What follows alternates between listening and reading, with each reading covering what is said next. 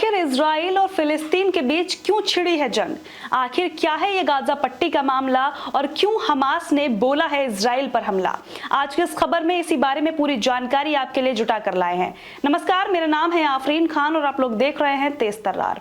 फिलिस्तीनी आतंकवादी समूह हमास ने इजराइल पर प्लानिंग के साथ हमला किया है।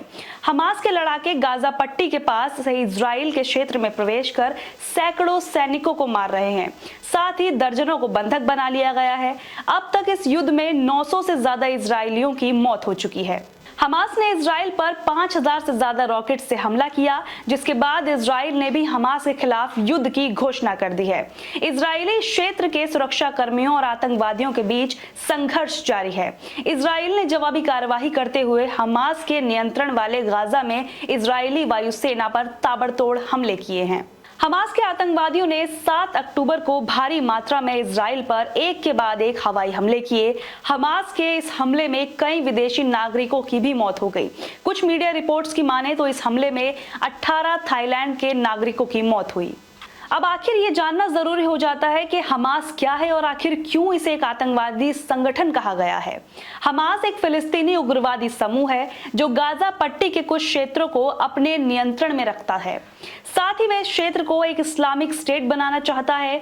हमास साल 2007 से गाजा पट्टी पर शासन कर रहा है। इस युद्ध के बीच में इजराइल ने भी हमास पर जवाबी कार्रवाई की है। हमास समूह को इजराइल, संयुक्त राज्य अमेरिका, यूरोपीय संघ और ब्रिटेन के साथ साथ अन्य देशों ने एक आतंकवादी समूह के रूप में घोषित किया है। वहीं हमास को ईरान का समर्थन प्राप्त है, जो उसे हथियार और प्रशिक्षण मुहैया करवाता है। अब ये जानना जरूरी है कि आखिर गाजा पट्टी क्या है जहां पर ये पूरा युद्ध देखने को मिल रहा है। इस वक्त गाजा पट्टी के हालात बेहद ही संवेदनशील बने हुए हैं। गाजा पट्टी इजराइल, मिस्र और भूमध्य सागर के बीच 41 किलोमीटर लंबा और 10 किलोमीटर चौड़ा एक क्षेत्र है। यहाँ लगभग 2.3 मिलियन लोग रहते हैं, जो दुनिया में सबसे अधिक जनसंख्या घनत्व वाले क्षेत्रों में से एक है। इजराइल गाजा और इसकी तटरेखा पर हवाई क्षेत्र को नियंत्रित करता है, वहीं मिस्र गाजा के साथ लगी अपनी सीमा को नियंत्रित करता है। संयुक्त राष्ट्र की रिपोर्ट के अनुसार गाजा की लगभग 80% आबादी अंतर्राष्ट्रीय सहायता पर निर्भर करती है।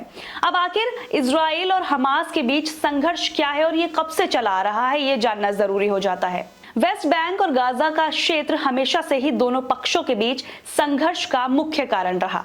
वेस्ट बैंक और गाजा को फिलिस्तीनी क्षेत्र के रूप में जाना जाता है।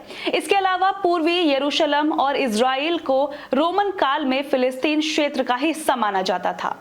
बाइबल में भी यहूदी साम्राज्यों की भूमि के रूप में भी इसे जाना जाता है, जिस कारण यहूदी इसे अपनी प्राचीन मातृभूमि मानते हैं, जिसे लेकर हमेशा से संघर्ष होता रहा है।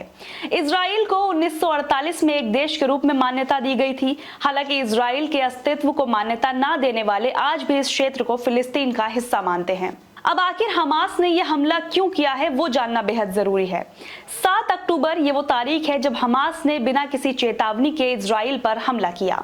यह हमला इजरायली फिलिस्तीनी तनाव के बीच किया गया। इस हमले में हमास के लड़ाके कई इजरायलियों को बंधक बना रहे हैं।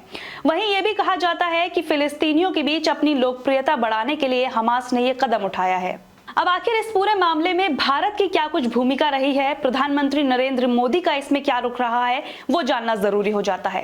इजराइल के प्रधानमंत्री ने इस हमले को एक युद्ध के रूप में बताया। कहा गया कि ये एक युद्ध है, जिसके जवाब में इजराइल ने भी गाजा पर लगातार हमले किए। भारत के प्रधानमंत्री नरेंद्र मोदी ने कहा कि इजराइल पर आतंकवादी हमला हुआ है और इस मुश्किल घड़ी में भारत इजराइल के साथ खड़ा है। तो ये आपने जाना कि आखिर इजराइल और फिलिस्तीन के बीच जंग की वजह क्या है, हमास की इसमें क्या भूमिका है और गाजा पट्टी को लेकर भी जो लड़ाई की जा रही है वो आखिर क्यों की जा रही है। उम्मीद करती हूँ कि ये जानकारी आप लोगों को पसंद आई होगी। पसंद आए तो वीडियो को शेयर जरूर करें और इसके साथ ही हमारे चैनल को सब्सक्राइब करना बिल्कुल भी ना भूलें। आज के लिए इतना ही, मुझे दीजिए इजाजत और आप लोग देखते रहिए तेज तर्रार। अगर आपको हमारी ये वीडियो पसंद आई हो तो इसे लाइक एंड शेयर करना बिल्कुल भी ना भूलें। इसके साथ ही हमारे चैनल तेज तर्रार को जरूर सब्सक्राइब करें और हाँ, बेल आइकन को दबाना बिल्कुल भी मत भूलिएगा, जिससे दिल्ली से जुड़ी तमाम खबरों की नोटिफिकेशन सबसे पहले आप तक पहुंचे।